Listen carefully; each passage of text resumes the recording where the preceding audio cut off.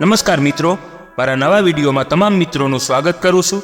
મિત્રો, 22 જાન્યુઆરીએ રામ મંદિરના ઉદ્ઘાટન અને રામ મંદિરના ગર્ભગૃહમાં રામલલ્લાના અભિષેક બાદ સમગ્ર દેશ રામમય બની ગયો છે.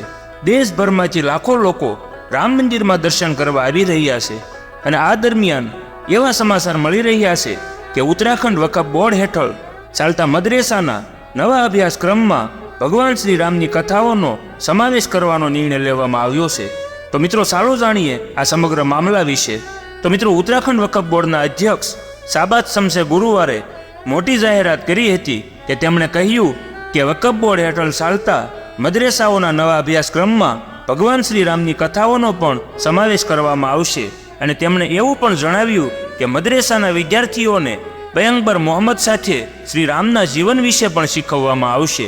અને મિત્રો, તમને જણાવી દઉં કે વકફ બોર્ડ હેઠળ રાજ્યભરમાં 117 મદ્રેસા ચલાવવામાં આવી રહ્યા છે.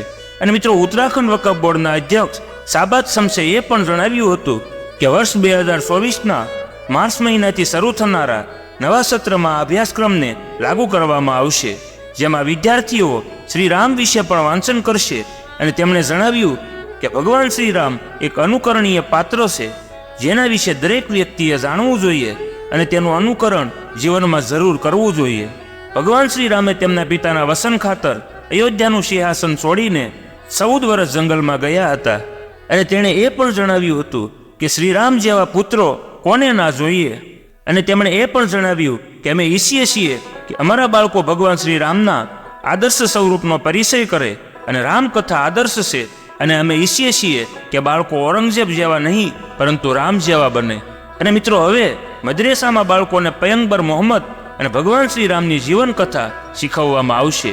અને એવું કહેવામાં આવી રહ્યું છે કે અનુભવી મુસ્લિમ ધર્મગુરુઓએ પણ આ પગલાંને મંજૂરી આપી દીધી છે. વકફ બોર્ડના અધ્યક્ષ શાબાદ શમ્સ ભાજપના પણ નેતા છે.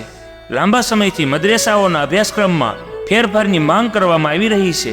વકફ બોર્ડના અધ્યક્ષે કહ્યું કે 20મી સદીના મુસ્લિમ દાર્શનિક અલ્લામા ઇકબાલે પણ રામના અસ્તિત્વ વિશે કહ્યું છે અને સમગ્ર ભારતને તેમના પર પણ ગર્વ છે. ધાર્મિક આસ્થાની વાત નથી અને ભગવાન શ્રી રામનું વ્યક્તિત્વ સમગ્ર વિશ્વ માટે આદર્શ છે. પિતાનું વસન પૂરું કરવા 14 વર્ષનો વનવાસ સ્વીકારનાર પુત્રનું વ્યક્તિત્વ દરેક માટે અનુકરણ કરવા જેવું છે. કયા પિતાને રામ જેવો પુત્ર નથી જોતો? અમે અભ્યાસક્રમમાં રામના જીવન ચરિત્રનો સમાવેશ કરતા પહેલા ઘણું વિચાર્યું છે અને ઉત્તરાખંડની મદ્રેસાઓમાં સિલેબસમાં મોટા ફેરફાર કરવામાં આવ્યા છે. અને આ સિલેબસમાં ભગવાન શ્રી રામના જીવનના અનેક પ્રસંગો સામેલ કરવામાં આવશે. મદ્રેસાના અભ્યાસક્રમ ફેરફાર કરીને તેમાં ગણિત અને વિજ્ઞાનની સાથે આધુનિક વિષયોનો પણ સમાવેશ કરવાની માંગ ઘણા સમયથી કરવામાં આવી રહી છે. ઉત્તરાખંડ વકફ બોર્ડ આ દિશામાં એક મોટું પગલું ભર્યું છે અને હવે બાળકોને ભગવાન શ્રી રામના જીવન મૂલ્યો વિશે શિક્ષિત કરવામાં આવશે. જય શ્રી રામ, જય સનાતન ધર્મ.